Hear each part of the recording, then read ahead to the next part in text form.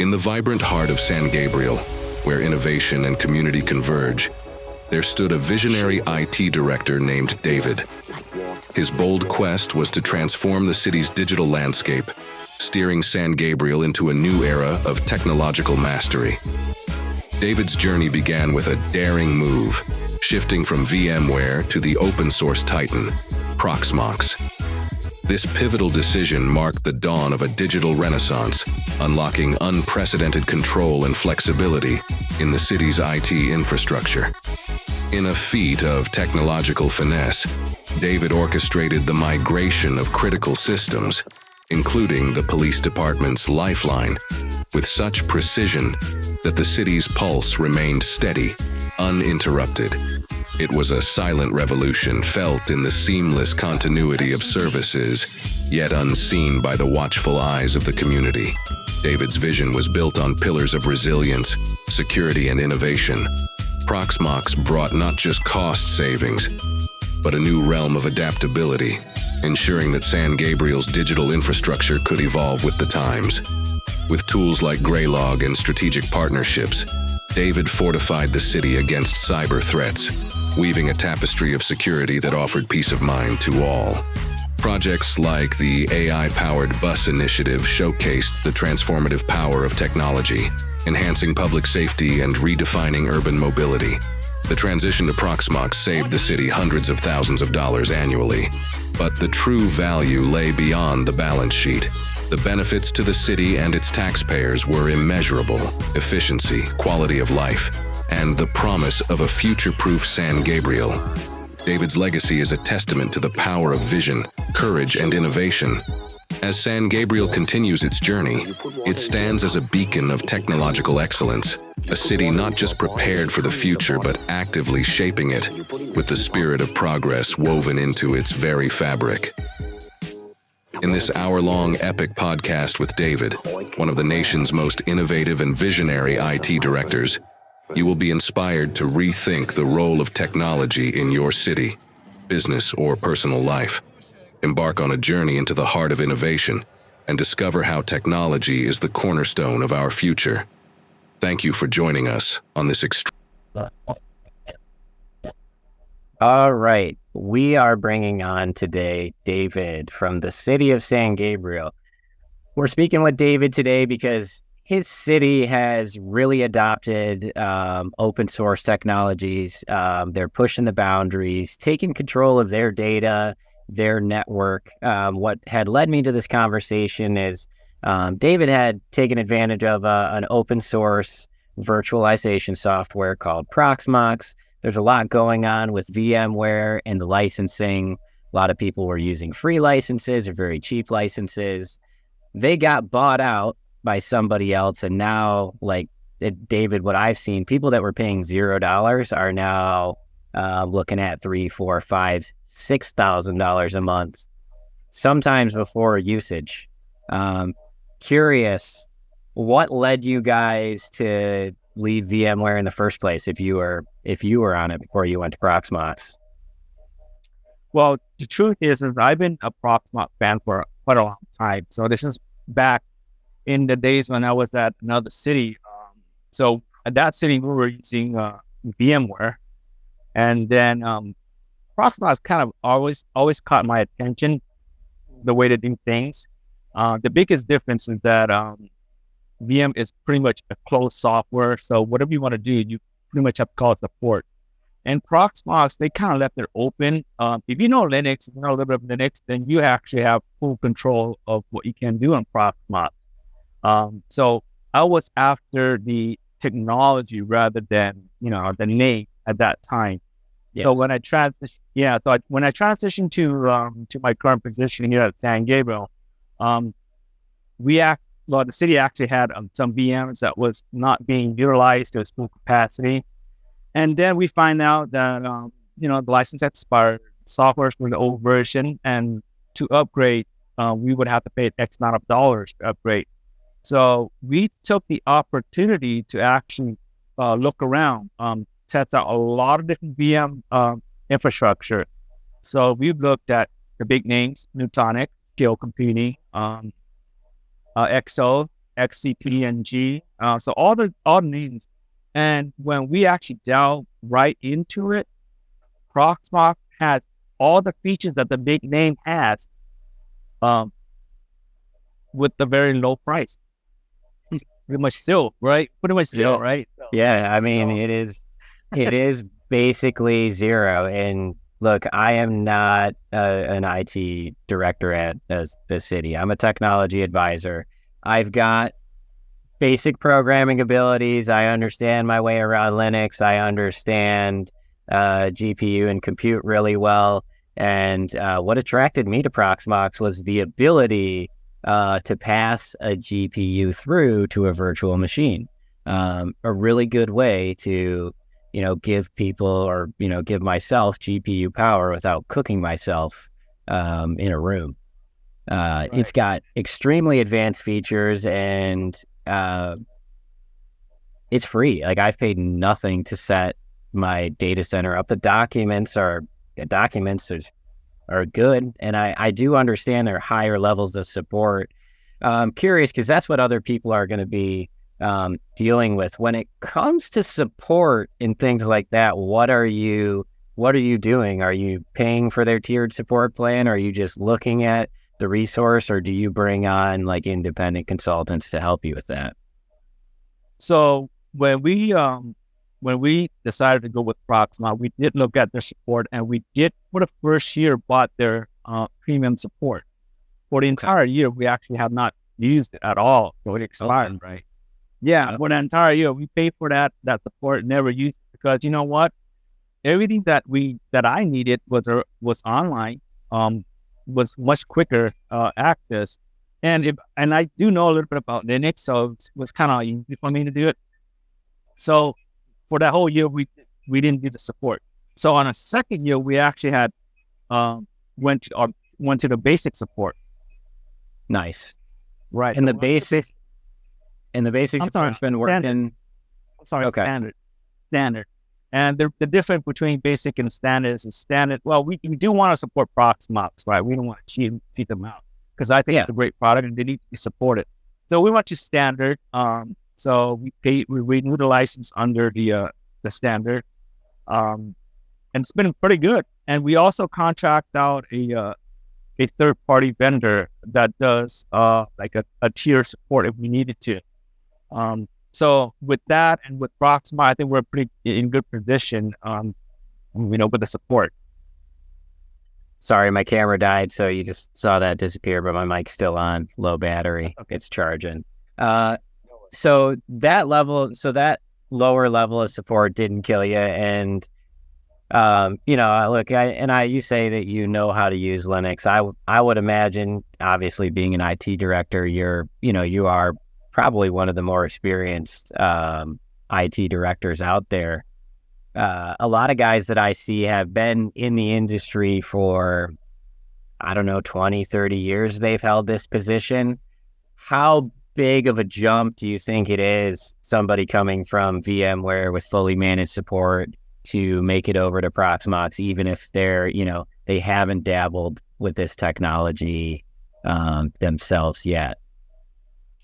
Actually, it's not that difficult at all, because I do have staff that knew VM. So when we transitioned to Proxmox, they kind of picked it up pretty quickly. The only thing that kind of threw them off was that the Proxmox does hyperconverge a little bit differently than VM does. Okay. But once I walk them through it and just show them how it works, and it just becomes second nature now. I think now myself and my staff do not ever want to see VM again. Yeah, dude, I really don't blame you on that one. I've always been a big fan of open source, and it's a huge trend that I see in the security world. I was just at Michigan Tech Conference, hosted here in Michigan, and one of the big topics that they were talking about was how to leverage open source to avoid vendor lock-in and actually take control of your own data, your own security. When you are using another managed provider, it's like, how often do we hear about AT&T or Comcast or the big one in the news right now, Microsoft getting hacked. Like, if you want to take control of your data and really be secure, like, you need to own it. Somebody else owns your data. You're opening yourself up to a lot of third-party risk. Agree. Totally agree. And that's the same thing with, infrastructure. You've got to own the infrastructure. You cannot have a third party control of your infrastructure, right? And look at CISA. CISA got hacked. How is that possible? Well, that's because they're using a third party software, right? Yeah, exactly. Yeah. So I'm curious on the compute end. You guys own your own compute. Are you coloing it in the data center, or are you leaving it on site in your own? So we actually have a very unique situation where we will be bringing dark fiber in the city. So with the dark fiber, we're connecting different locations, right? So we're spreading our disaster across, throughout the city. And, and that's the reason why we really like the way that like Proxmox architecture is, and the way that it's using Ceph server as the backend storage. Yeah. So our idea was to build a cluster in one location, and when the dark fiber comes on board, then we split that up into geographic location. So you'll end up with like a multiple cluster node. So if anything happens at one data center, one area, or somebody clips a line somewhere, your whole environment is still live. Correct. So it's being built with that in mind, and so Ceph and the Proxmox makes it pretty easy to do that. And I have to say, man, I'm very, very impressed with Ceph, the way it's held up. We've actually had several complete power outage, and we have a 4-node cluster. That thing just comes right up, repair itself, ready for business in 5 minutes. It's really, really, really cool to hear. And the reason I'm laughing about it is yesterday there's somebody else that wanted to stay with VMware, and I won't name names, but they ended up using another party to manage it, and that party made a naming error during an update that was pushed out by VMware, and they named something wrong, which led to this big company being down for 6 hours. That 6 hours of downtime cost them like $700,000 or something like that in production. Wow. Yeah. So the not having control of your own stuff. I don't see the advantage anymore. I really don't see advantage to the closed store stuff. Like years ago, everyone would say if it's not closed source, if it's not Microsoft, if it's not Apple, you're not secure. But it turns out that was all false. So it seems, and most of that software is built on open source libraries. Exactly. So yeah, that is the trend I'm seeing. So we're really happy. My boss was pretty happy that we went this direction. First of all, save money. We saved a ton of money, and then it was proven. The resiliency has proven itself. And he saw it. He just thought, wow, that thing just came up and just built itself like next day. And funny thing was payroll week too. That was payroll week. I'm like, holy shit, payroll week. Yeah. So what's gonna happen, right? But now this thing came right up. Just no one even knew. That's awesome. So it sounds like, you're taking the same type of strategy that I really believe in. You're talking about dark fiber. So that means owning your own equipment on both ends. People don't really realize when you get a router from the carrier, every hacker knows what router you have, which is another attack vector. It's all of those little things and those little details. So we won't talk about what routers you have or things like that, but that dark fiber setup, actually, owning your own fiber optic cables. One, you guys aren't limited to a speed. You guys didn't buy a gig of speed. You guys bought a dark fiber. You can crank that up as fast as you need it to go. And when equipment gets updated, you can swap that out. What was And was that the reason? Was security the reason that you guys were electing to go with that dark fiber compliance? Because it was pricier. Well, what happened was we received a grant from a big organization to run fiber.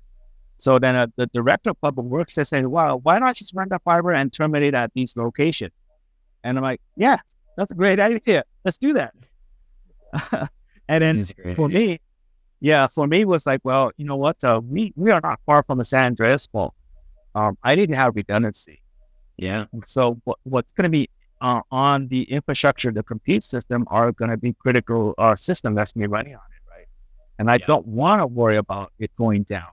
I don't want to have to worry about it being, attacked or hacked, right? Because we want to control it. And so that's the reason why we went that way. And, we looked at a lot of different solutions out there that can do what we wanted to do with the dark fiber, but it'll cost us a lot of money.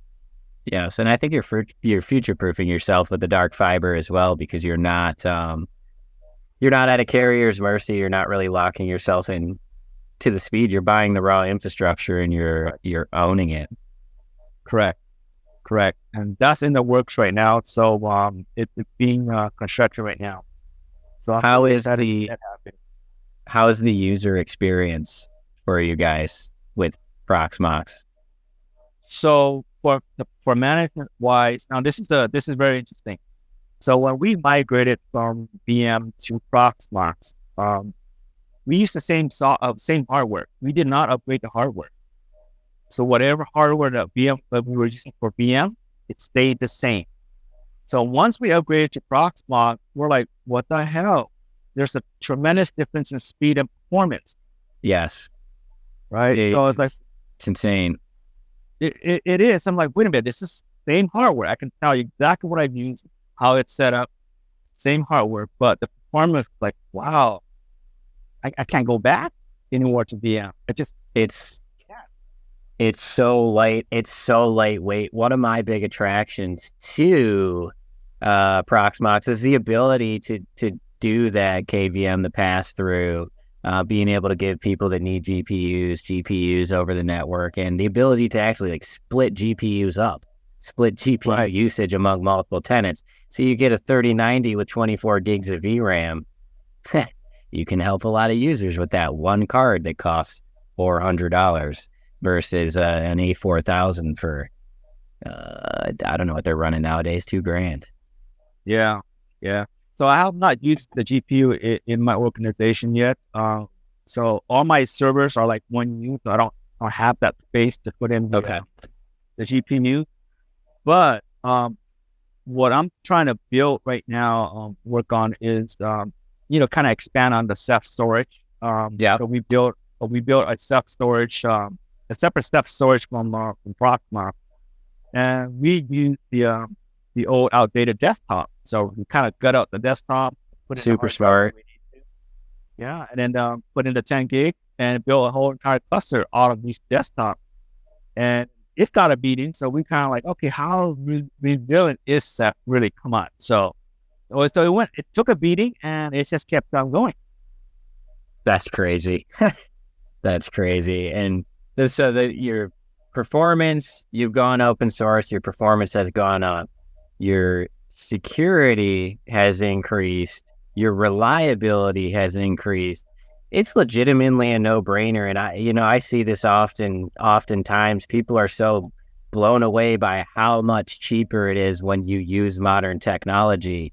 The reason we use this modern technology is it is more efficient and easier to use once you get past the learning curve. But it sounds like moving from VMware to Proxmox is sunshine and rainbows. I'm curious on the migration. Did you just move your whole environment over, like virtual to virtual, or did you have to set up a new environment? How seamless was the export out of VMware to Proxmox? How did you guys do it? So we did it the old-fashioned way, right? So Proxmox had already built in VMDK to keep out to a raw importer. That's built in many years ago already. It only takes really one command line to do this. So what we did was, let's say you imagine that you actually have a VM environment with, iSCSI, whatnot, right? Yeah. So imagine that, and then, so what you really need was an intermediate storage to actually transfer and transfer.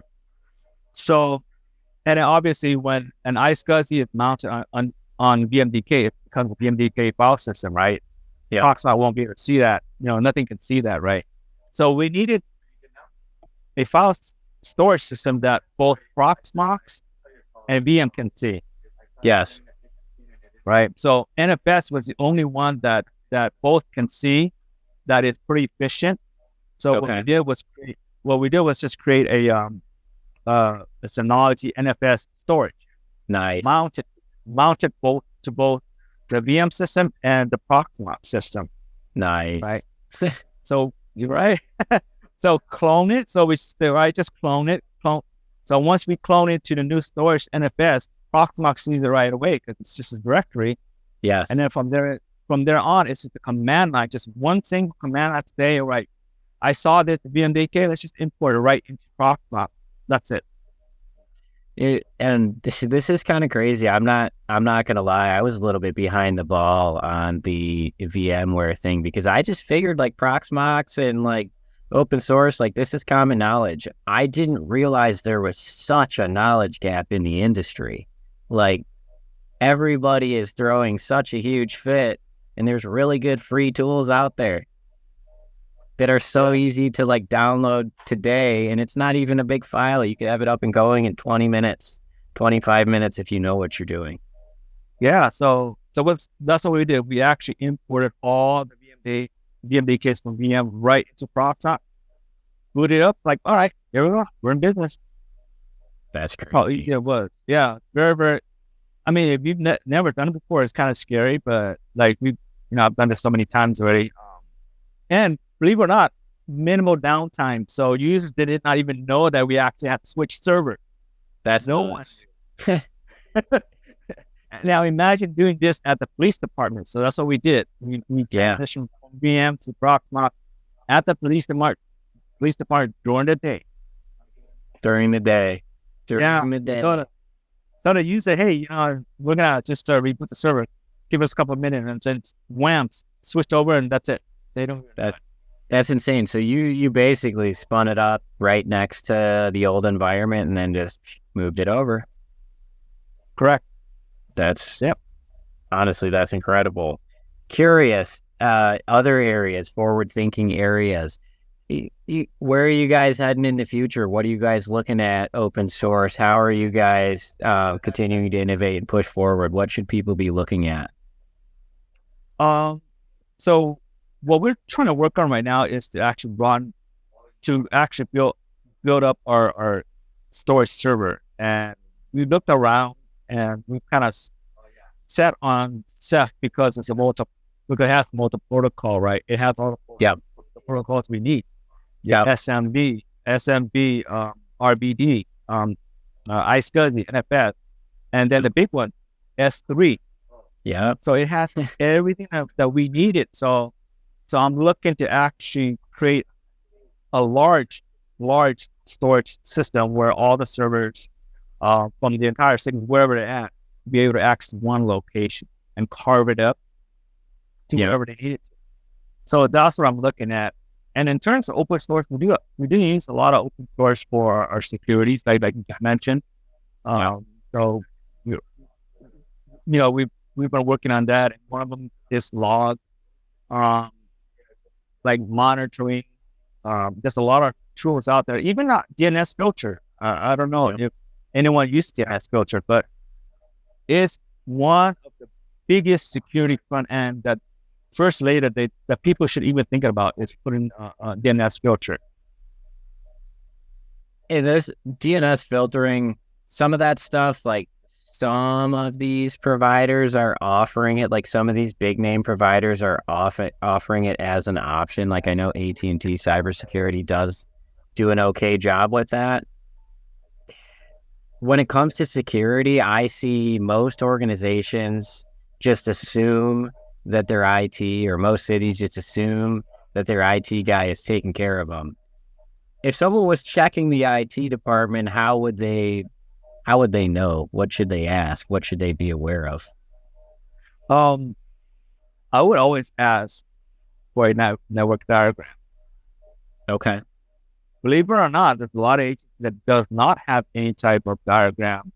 So when I got to San Gabriel, so this person I asked, the previous person, I would say, hey, what's your diagram? So he looked at me and he points to his head. I'm like, well, okay. And that tells a lot about what you're doing. Yes. Yeah. So that's the first thing. If you don't have anything, then you don't have a diagram. So that's something to be worried about, right? So if I was a big boss that comes in and say, well, all right, Christianity, well, where's your diagram? Where's your documentation? Don't have that. You probably don't have anything. So it's those basic things are going to be the dead giveaway. What's your plan? What's our disaster recovery plan? How long does it take us to recover in a disaster scenario? Right. Things like that. And if your IT guy doesn't, or your IT director doesn't have the answers to those questions, what do you recommend your next step is? If you were going to get support somewhere for that guy, would you look at managing things outsourced? How do you guys handle big projects that go beyond the level of the staff that you guys have? Yeah, so that's a very good question. In that situation, you definitely need to get help.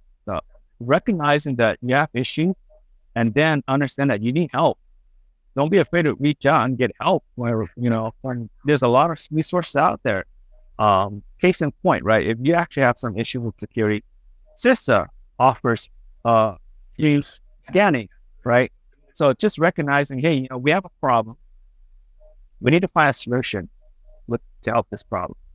And I think CISA is a good resource. What are some other resources that you frequently look at to get this kind of data? Like obviously Trend Micro is another good one. It is another good one to look at. But where are you getting your good information? What are your go-to resources? Are you networking? Are you how do you do it? How do you stay ahead? So basically, so my go-to is Google News, believe it or not. So I subscribe to security, select my topic, right? Yeah. So I find out a lot of open source news or information from those news, right? From LinkedIn and from Google News. So from there, that's why I'm able to test things out that people have never heard of. It's funny because I say this all the time. Like I say, LinkedIn is actually a really good platform. Like all these companies like NVIDIA and all of these open source projects, they're all posting and releasing things on LinkedIn. You do kind of have to search for it and look for it, but it is out there. And once you start following it and interacting with it, the algorithm will start to serve that stuff up to you. Exactly. And that's where I get a lot of my, the new open source tool, it's from them. So I got to ask you, AI, machine learning, what are your thoughts?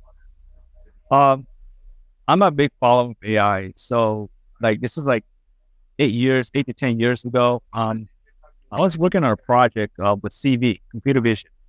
Okay. Particularly facial recognitions and people recognitions, right? Counting people and stuff like that. Yeah. So we did this project a long time ago, and you probably could look me up on there. City of Mounted the Bus project. I saw that. Yeah, I saw it. So that's this was ahead of its time.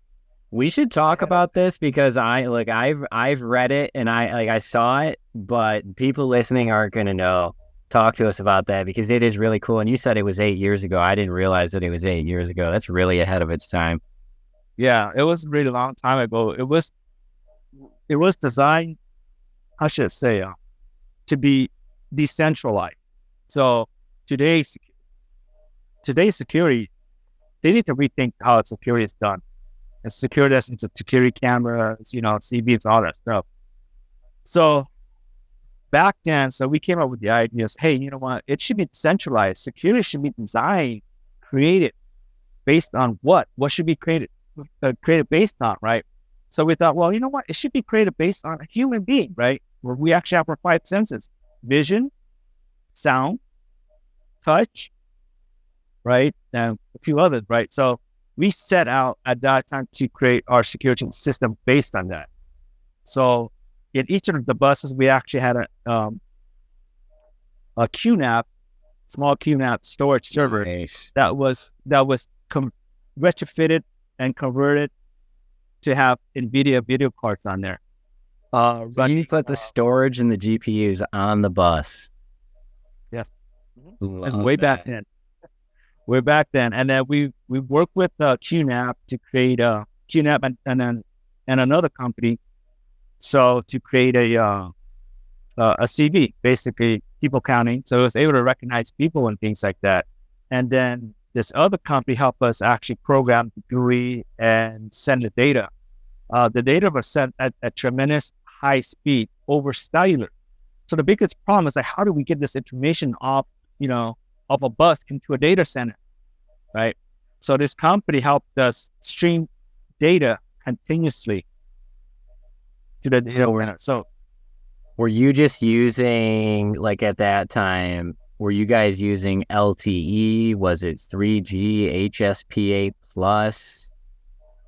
it started out Remember? at 3G. Yeah, it Okay. started out 3G. So at 3G speed, we're getting live stream video. We're getting information. So imagine we actually have 60 something buses, right? And they're all retrofitted. Yeah. So if we were to look for a video on a particular bus, a certain date, so we will have to do just circle on a map where all the videos could exist, right? Because the bus travels a certain path, certain stops, right? So let's just we circle a stop, then all the video associated with that stop at that time would just pop right up and instantaneous, come right up. So this was not just a raw video server. You were actually tagging the metadata, organizing this data, and using it in real time. And your compute was on the bus. Yes, our computer on the bus, and then data, like metadata, is being sent continuously to the data center, and it was using the S3 protocol, right? So S3 is very, very important. So it was using the S3 protocol, and it was streaming data at such a high speed that, let's say, for example, the bus has not pulled back into the yard yet, but we can grab video from the bus if we needed to. Currently, currently, the bus would have to come down to the station and then offload the video, then they can search for it and extract it. Yeah. We're like, no, It's a lot of manual work that leads to shoot a lot of times. Like in my past, I've filed with my city's FOIA requests to get cameras and things like that. And you wait and wait and wait. And sometimes they can't, oftentimes in my experience, they can't find the footage. And I legitimately think they probably actually can't find the footage. I'll tell you why. I can tell you why. Yeah, I could probably tell you why too. So we'll get into this just because this is kind of fun. But I was on with an airport this morning. I had made a video about a hacker's eye perspective, just saying hey, look, these are the things I noticed when I walked through my own public airport this morning. And the things that I saw were indicative of a bad, security posture, open networking ports, access points in pairing mode, messy wires, TVs that are off, wires that are dangling around. Man, I posted this video and people have had such a hard time getting in touch with this airport that people have been disclosing vulnerabilities to me. And what I am told is, there is a lot of major stuff going on and they're not taking care of it. It's hard to get to these people a lot of times. If somebody is concerned about something, how do they reach out? How do they reach out and go through the proper channels to actually disclose this stuff? Yeah, is that something that you guys have as a process where your citizens can turn stuff in? Yeah, so we actually have a way for citizens to actually come through to us, right? So we actually have the city clerk where they ingest all information, all requested information, whether it's from the public or from legal, from not, it gets ingested through to them. And then from there on, it gets disseminated to the respective department. And it is tracked. So when they disseminate information to each department, it is tracked by them, and they will follow up and say, "Hey, did you reply to this resident, and did you follow up on this?" So we're good about that in the city. And that's really refreshing to hear, because some of the sad stuff you see, like I had tried to talk to the city of Dallas multiple times last year, and I got bounced around department to department to department, trying to help them out with their security. Nobody knows who's in charge. Nobody can get you in touch. You never get called back. They got hacked 3 times last year. Their residence data got stolen, and all they did for the people is they gave them 2 years of free credit monitoring. What does that do if you're 16? Wow. Pretty much nothing. And this is Dallas, you said? City of Dallas. Wow. Who just got it the other day? City of Jackson. So this is crazy. City of Jackson, Missouri got hit the other day. There's a City of Jackson, Michigan. I'm like, I should reach out to the City of Missouri, right? The IT directors in the City of Jackson have themselves listed as the City of Missouri down their LinkedIn because they've selected it wrong. Curious what the City of Jackson's posture is. Wow. Some of these organizations, you look at them, you talk to the people, and it doesn't surprise you. But the one thing that, like, I hear all the time when I talk to people about cybersecurity is they'll say, even when they have open vulnerabilities that are extremely obvious, they'll just tell you they're all set. And I think it's just a knowledge gap. I think people don't realize like how real the threats are now. Especially, like, one of the big things with all these hackers is they're rich on cryptocurrency. They're really investing in their infrastructure. They've got great tools to hack you. Meanwhile, a lot of other people are cutting back because money's tight, but it's not. If you're cutting back, you need to kind of replace that money with talent, right? You need to replace it with better solutions. You need to replace it with open source. A lot of these, like you said earlier, this VMware switch is an opportunity to assess and evaluate and maybe reallocate that spend to your own talent, your own resources, your own storage, your own servers, that type of stuff, rather than like just paying for old outdated equipment. Like, craziest thing to me is those old firewalls that have known vulnerabilities. You're just giving somebody a way in, and you're labeling the door for us. Right. And they also need to, if we continue to talk about security, they need to look at a layered approach, right? So I've always advocated this, even when companies talk to me about security, I always say, look, what's the first thing that people are going to hit? The outside. You have to actually do a layered approach. So that's why I talked about the DNS filter. That's way, way out there before anything else, before it even hits the firewall, right? Yes. So that should always be implemented. And believe it or not, a lot of people don't do that. They just believe it. A firewall. Yeah. So there's the firewall, which just pretty much is the edge, right? So then you come in from the firewall. You come in, and what's the next layer? Your network. What is in your network that is protecting your network? So then from your network, then it goes to your endpoints, right? Your software, your even software firewall, right? So, but our posture here, my philosophy here at San Gabriel is that once your endpoint has to deactivate, you're too late.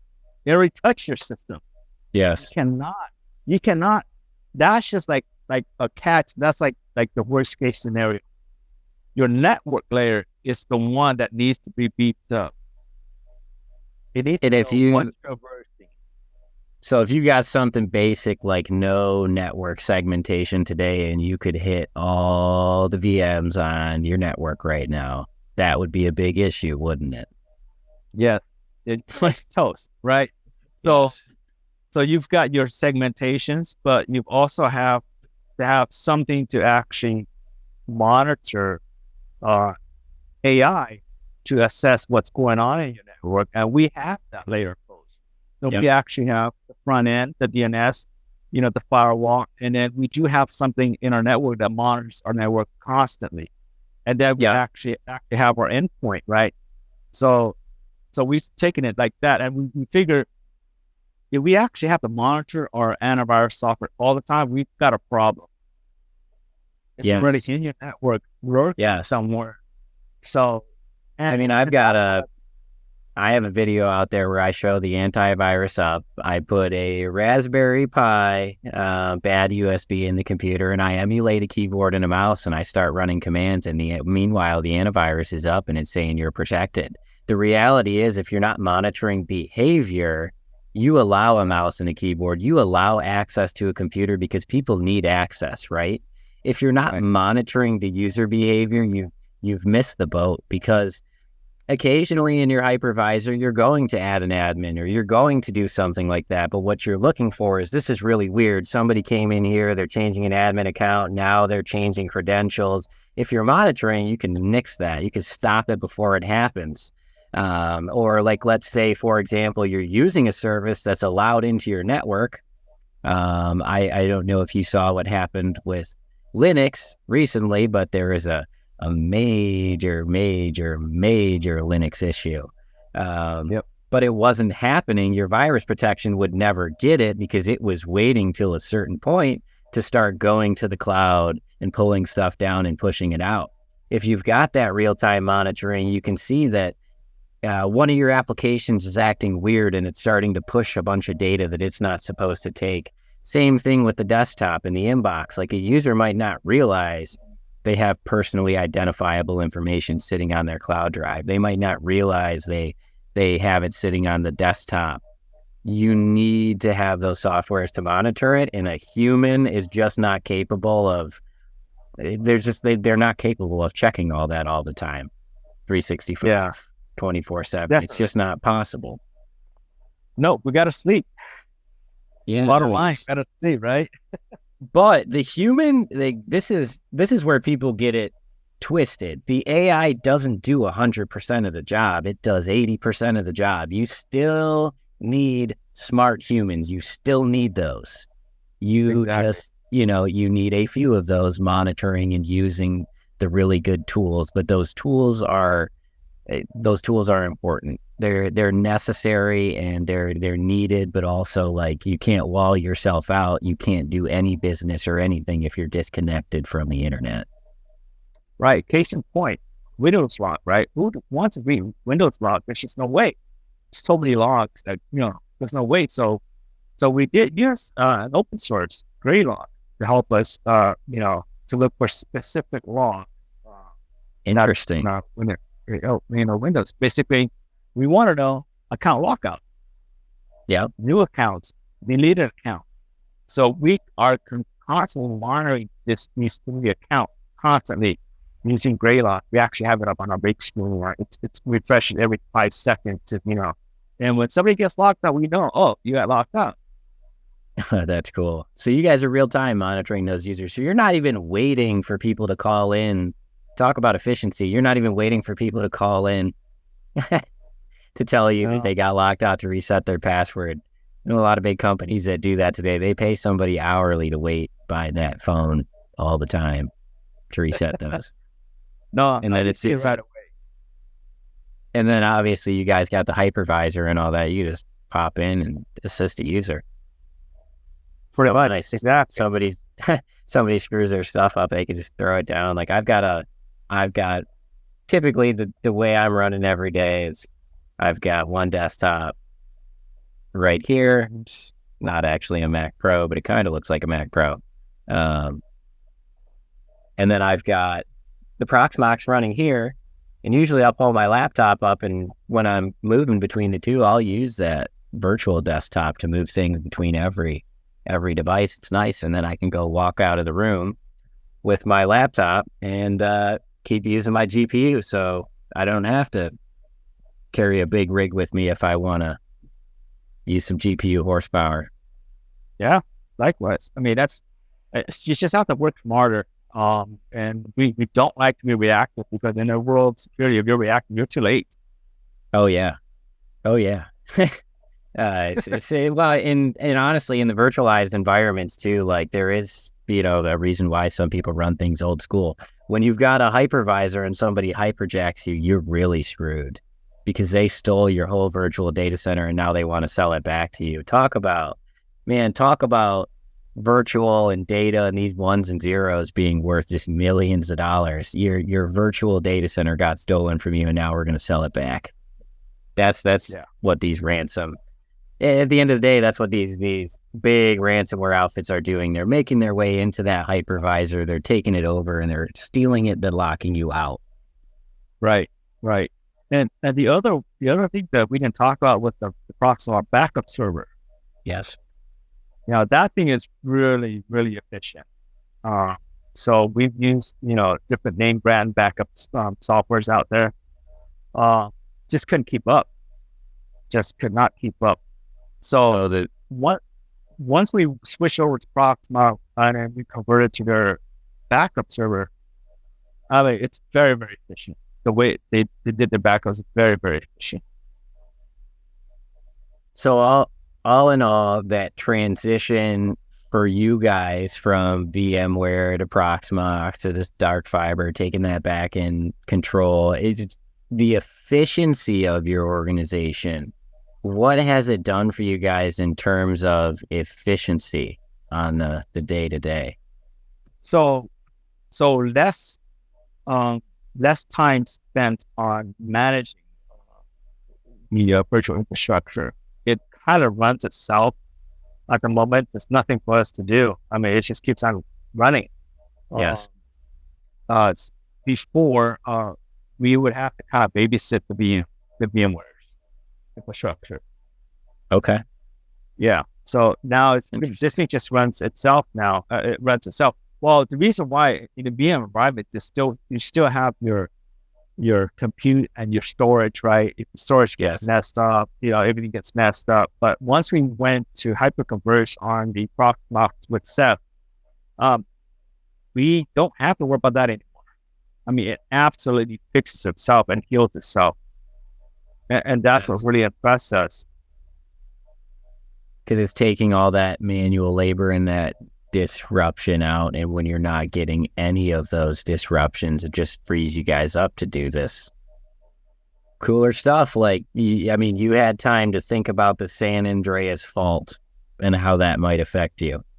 You couldn't do that. You couldn't do that if you had VMware issues. I also heavily agree with you on a decentralized infrastructure, and we won't get into crypto or anything like that. But the reality of a decentralized network is it's beyond far superior than a single server. There's no doubt. There's no dispute on that. And if you want uptime, you need multiple nodes. It's like the same thing when I'm tying connections together. I don't ever want to use a failover. I want to use an SD-WAN. I want to use all of my connections at the same time, and I don't want a failover. I want something that is constantly working. I don't want my IP address changing. And it's the same thing when it comes to your VMs and your infrastructure. You need that. You need that critical infrastructure to run 24/7. Exactly. I need to fix itself. I need to self-heal. So before in VM, if your vCenter gets toast, you're pretty much toast. What? And then you're paying somebody to help you clean it back up for the most part. Yeah. I mean, I've gone through a vCenter failure. Now, both as a single vCenter and both as a redundant vCenter. It doesn't work. The redundancies do not work. Yeah, so bottom line, I would probably say the same thing. I really don't recommend VMware. I really don't recommend it. I don't know why you'd use it. I really don't know why. I really don't know any logical reason why you would use it other than you print money, I guess.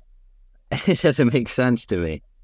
Exactly. And since the price has gone up, so if we were to go to VM this year, from last year, our price would have doubled. We would have paid $120,000 a year for what we have.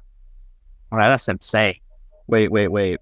So you were going to pay $120,000 a year, and now you paid zero.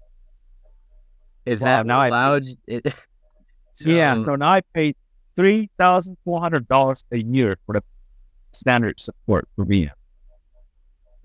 Crazy. It's crazy that you can save that much and improve your performance, your efficiency, your reliability. It just opens you up to do cooler things and take care of your citizens better and protect that data and give you time to think about your attack surface. Curious, what as an IT director, as somebody who's been successful in IT for a very long time as you have, what kind of mindset does that take? What is your mindset when approaching problems, and how do you prioritize everything? Keep it open-minded. I know a lot of ITs out there are kind of like sheep, basically, right? Just take somebody's word for it and not do your own testing. I think that's the wrong approach, especially in IT. You can't just go into this quadrant and say, well, yeah, they're the number one. Let's just go with them. It doesn't work that way. There's so many different networks out there. So many different. No two networks are the same. So you cannot just have a one-all fit all. No, there is no one size fits all. Everybody's environment is different. Everyone's requirements are different. And honestly, it's the reason why somebody like me exists. You can't just go to one provider or one carrier. Like when you guys are talking about this core infrastructure in your VMs, you're running a full stack of open source software. You're not just running a virtual machine. So to then play the game where you have so many different vendors that you're managing on top of your VMs, I can just imagine the amount of time you guys save not being on with support. Absolutely. Or finger pointing. The finger pointing is the real killer. It's the worst. Yeah. So that's what I would tell everybody. Said you've got to have open mindset and you've got to do your own investigation and ultimately you've got to learn technology. Don't learn the brands. I keep on telling them, don't learn the brand. Doesn't do you any good. Learn the technology. Don't learn the brand. Learn the tech. Yep. Because if you understand the technology, brand doesn't really matter. People ask me about crypto all the time. I tell them the price is the least interesting part. Learn the technology and you will get all the answers. Exactly. Same thing. So VM is VM is a technology. Virtual environment is a technology, right? VMware is a brand. Proxmox is a brand. Yeah. So what made me successful in transitioning from VM to Proxmox is because I knew the technology. I knew how it works. I knew what runs Proxmox. I knew what powers XCP-NG. I know it runs KVM. So I knew the technology. So it doesn't really matter what I use as long as the technology benefits me. Yes.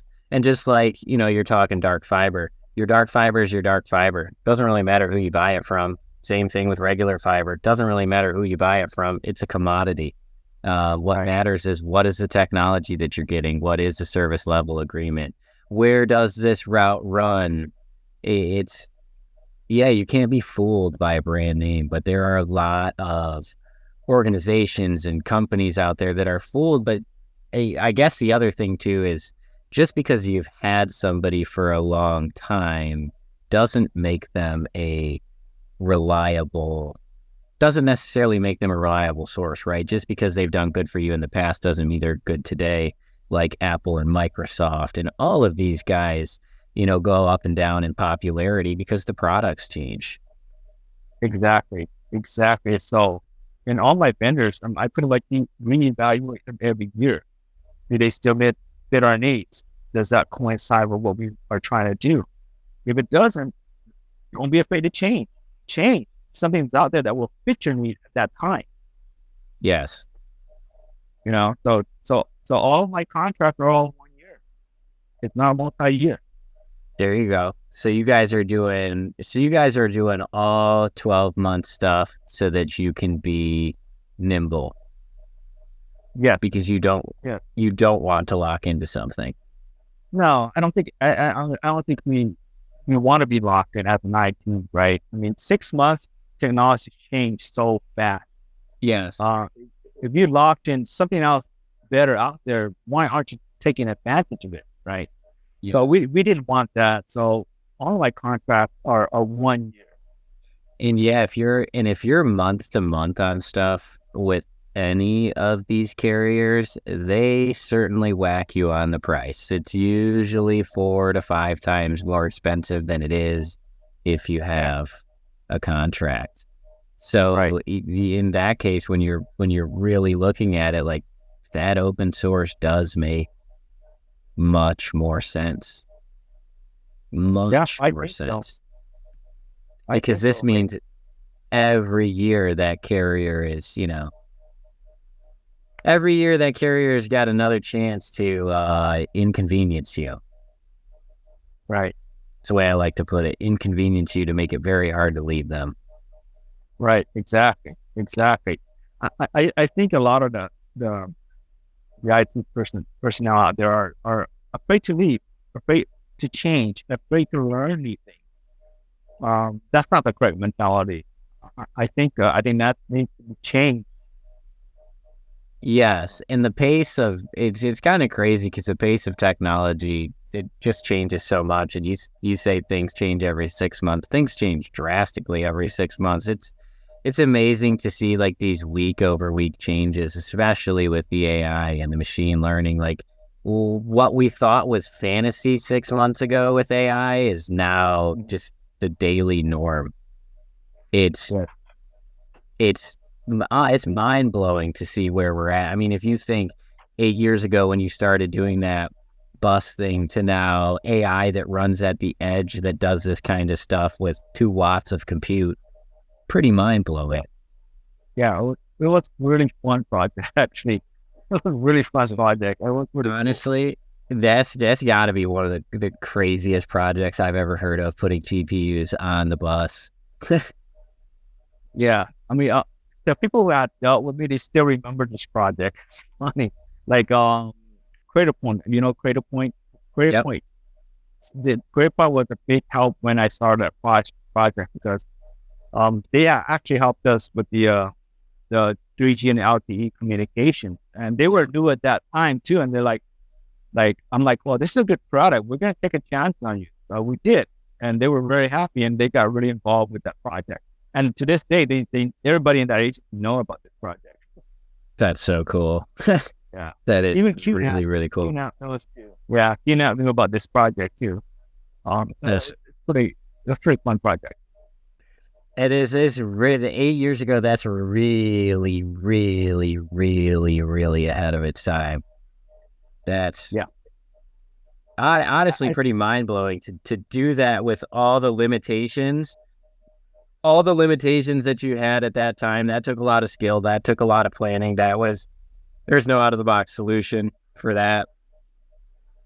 No, there was a video. I'm not sure if it's still on there. We actually programmed this camera system from robotics, right? So there was 2 cameras. We set it up. There was 2 cameras, and they were talking to each other. The cameras was telling each other to do things. It was pretty cool, and I'm not sure if it's still on there. I'm not sure if it's still on the YouTube. So with me and the director of transportation at that time, okay, and we were demoing this, at a conference, at a bus conference, right? A huge bus conference, and in that conference, there were big executives from these big, companies come in there, and then they start demoing. They're like, "What the hell is that?" And we said 2 camera systems talking to each other and telling each other to do things like turn on the light, turn on, make some sound, and it went off by itself. So I had to like they were just who funded this? It's like, wow, your agency funded us. It was crazy. It was crazy. It was crazy. See, technology to me, that kind of stuff it's like magic. When you see this new stuff and this cool stuff, to me, it feels like magic. You're like, whoa, how can a computer do that? And then 3 weeks later, we take it for granted. But I'm always searching for that next technology that seems like magic. That's the fun in it for me. Yeah, exactly. I wish, hopefully, we'll see some new technologies come up. What's your opinion on that? The new spectrum from T-Mobile with their fixed wireless and all that, 5 mile shots with wireless multi-gig speeds on 5G. Have you seen any of that yet? Not yet, but knowing spectrum, I have to see it before I can believe them. So I've done, and I don't know if you've messed with like Wi-Fi 7 or anything like that. I work with a lot of racetracks. They exclusively use like that 5G millimeter wave because it works at 200 miles an hour and you can't put a fiber optic wire to the car. And typically that's being done, obviously on a private 5G network, not the public 5G network, but the capabilities are multi-gig at high speed. Those analog sensors use a lot of data. And the reality of that technology is the 5G is still pretty limited. That fixed wireless is still pretty limited, and it's getting there. But I think that is going to be one of the things that starts to kill a lot of the dedicated fiber stuff that's so crazy expensive. Just because the latency is so low. Or like, honestly, sometimes like at my house or in my office, if I'm moving big multi-gig files, I'd rather use the 2.5 gig Wi-Fi because my computer probably has a 1 gig port on it. So why not? Yeah. Or exactly. When I'm doing VR with the Oculus, I like to use the GPU on my desktop rather than the one inside the headset and AirLink it. But it takes like 800 mega bandwidth. Until Wi-Fi AX came out and the newer stuff, it didn't perform that well. With the new stuff, it's pretty crazy. It blows my mind. But it's still wireless, right? So you at right equipment on both sides, you got to set it up right. It is not the same as fiber, but it's close and it's getting there. Yeah. I mean, that bus project has educated me a lot about Wi-Fi, man. That one was very tough to get data off Wi-Fi because of instability. Yes. Even that took a while to say, all right, we got Wi-Fi. Here's the limitation. What is out there that can transfer large files that is fast? Cellular went to that now. No, it went to that level where we actually have to look for a particular protocol, file transfer protocol that meet our needs. Interesting. Typical protocol just would not work. It would just kill it. And it would never complete the file transfer. I mean, you're talking about videos, a lot of videos. Yeah. Oh, yeah. That video footage is one of the most difficult. I mean, it's one of the most difficult things. People choke their bandwidth out because they want to fire up all their security cameras in like 4K, 240 frames a second. Well, you're going to need a mega circuit for that. Use compression. Use compression. Yep. Yeah. So we went through a lot of headache through that project, but we learned a lot from it, though. Learn a lot from it. Probably stuff that you still use today, I would imagine. Similar. Yes. Yeah. There was one thing out there that so what we did when the bus was one level, but there's one level of security cameras that I don't even see it being built out there. And hopefully, I want to go back and see if I can build it. So we'll see how that goes. There you go. Yeah. We should talk about that offline at some point. I'd like to hear about it. I'd like to hear about it, but I don't want to spoil what it is to anybody. Yeah. Yeah. This one is really, I think this one will really revolutionize and change the way security camera work and operates. So I've yet to see anyone do this yet. So. One thing I'm starting to see cameras replace pretty heavily in a request that I get that I'm not bringing to people is using cameras instead of alarm systems, instead of regular door contacts and door switches, which I mean, I think is great because it's not hard to slide a credit card on a door switch when you open it, right? Right. With the camera actually having eyes on something and having an AI that sits behind the camera to let you know if anything weird happens, or becomes really powerful when you have a pipeline of a couple different AIs so they don't miss anything. Yep.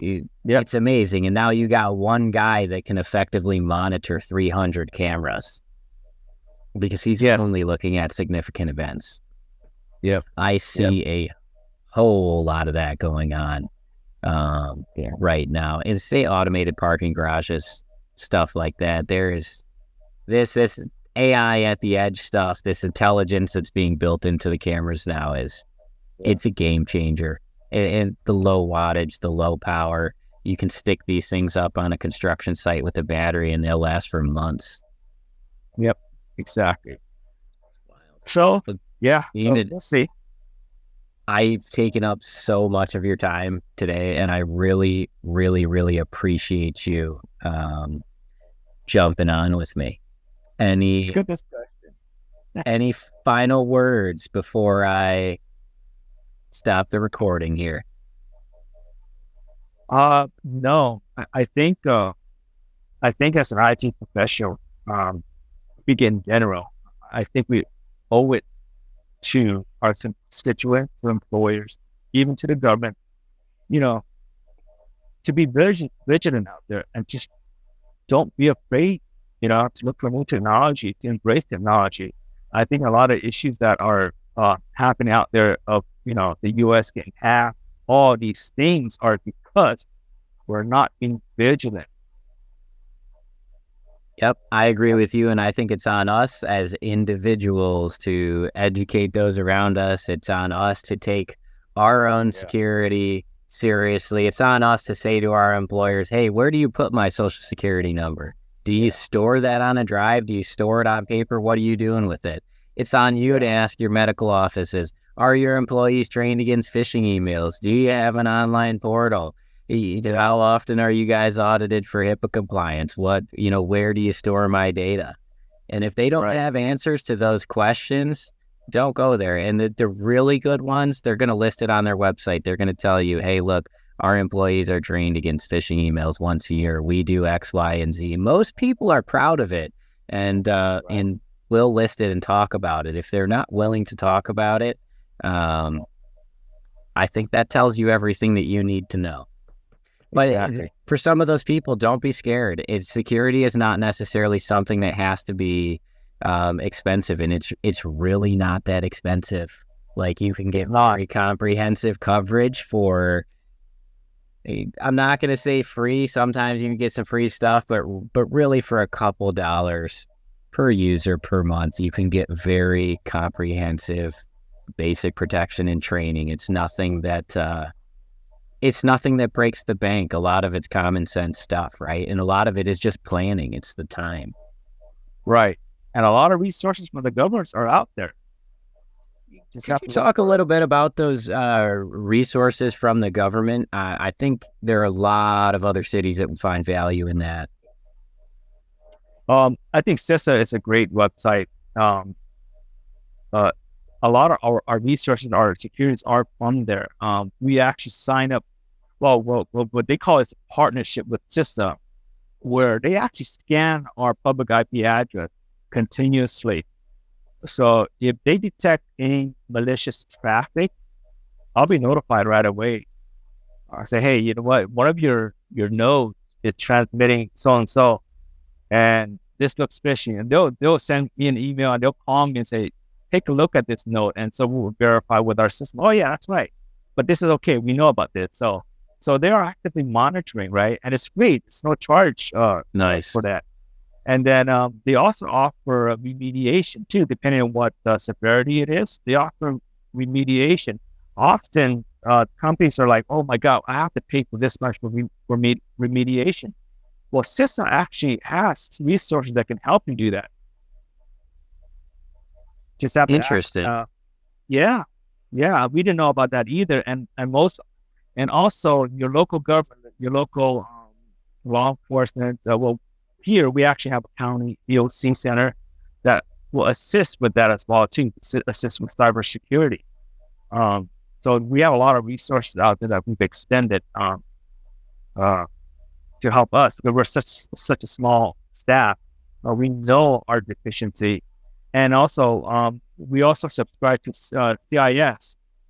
So we did our security audit based on CIS, and we went through the 18 controls. So we know where we're at, what we need to do to actually, cover the 18 controls.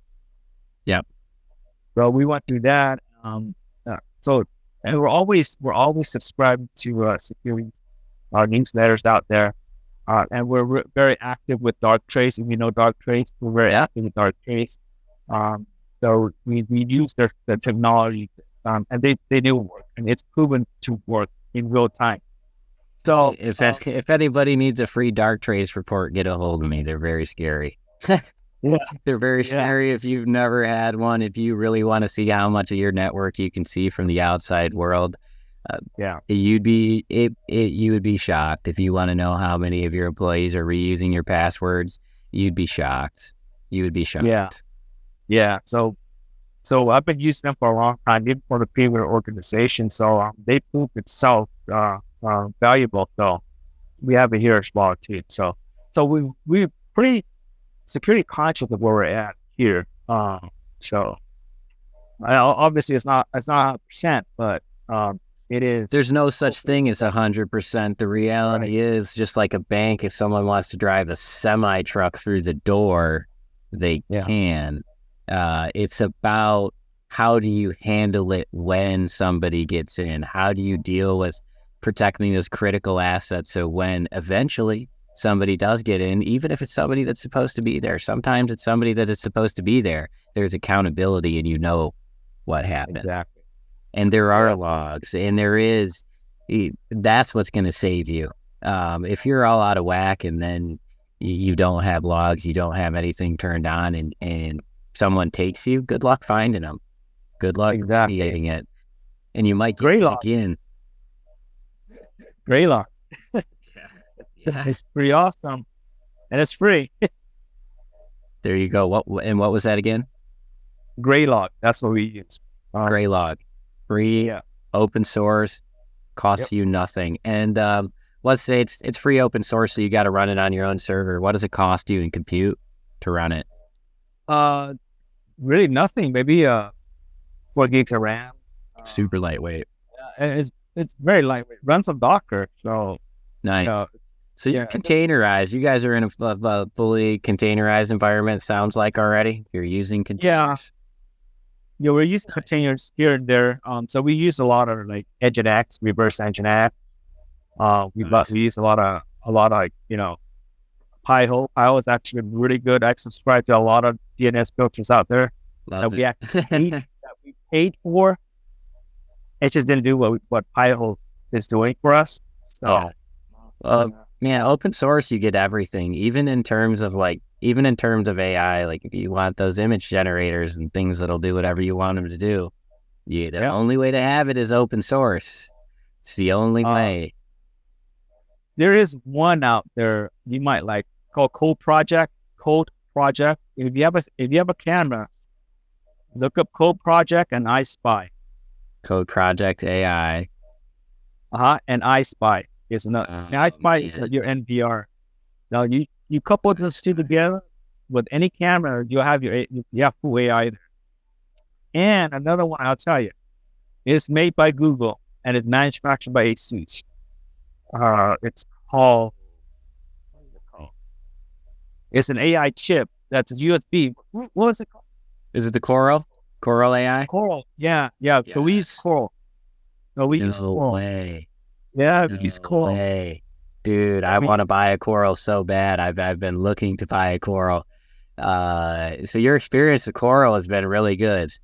Awesome, man. Awesome. You couldn't believe how this little tiny USB device. Dude, I've seen the demos.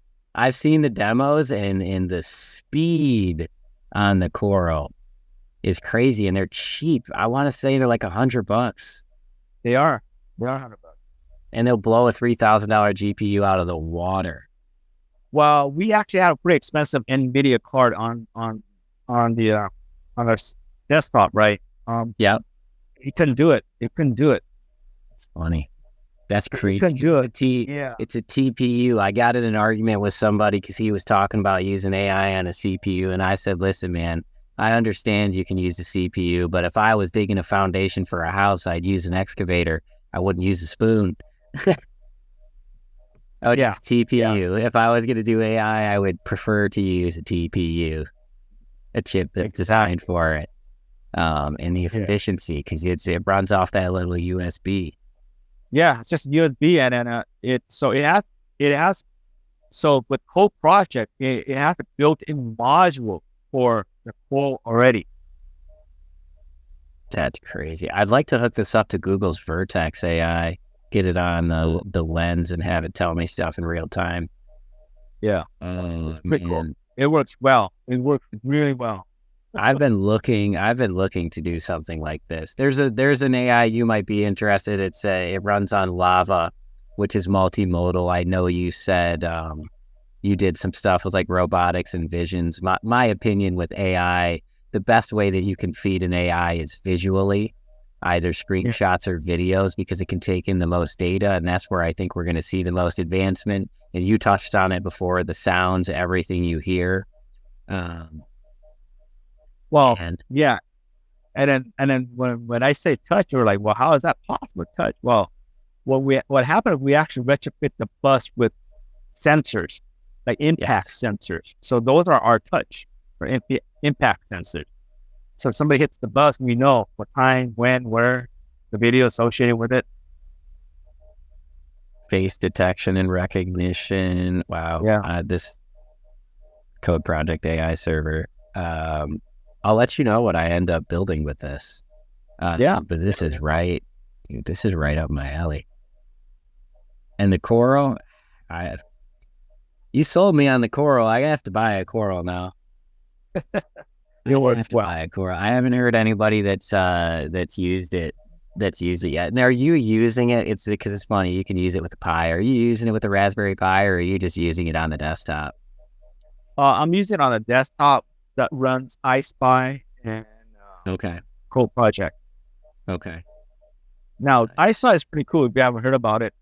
It's really very, very robust. Is it EYE Spy? iSpy like that? No, the letter I and Spy. Oh, just iSpy. Okay. I'm on a paid iSpy. I'm looking at something different. Yeah, something else. Oh, yep. I found it. Source camera. Look at that. Now that's a very smart NVR software. Very smart. Man, this is very robust. That's awesome. David, I'm gonna have to check this out. Thank you so much for your time today. I am actually going to stop the recording right now. David, you've given us a lot of value and a lot of time. If there's somebody else that's working at a city and like another IT manager or something like that, could they reach out to you on LinkedIn? Sure, absolutely. Awesome. Yeah. Awesome. Definitely. Thank you, David. I appreciate it.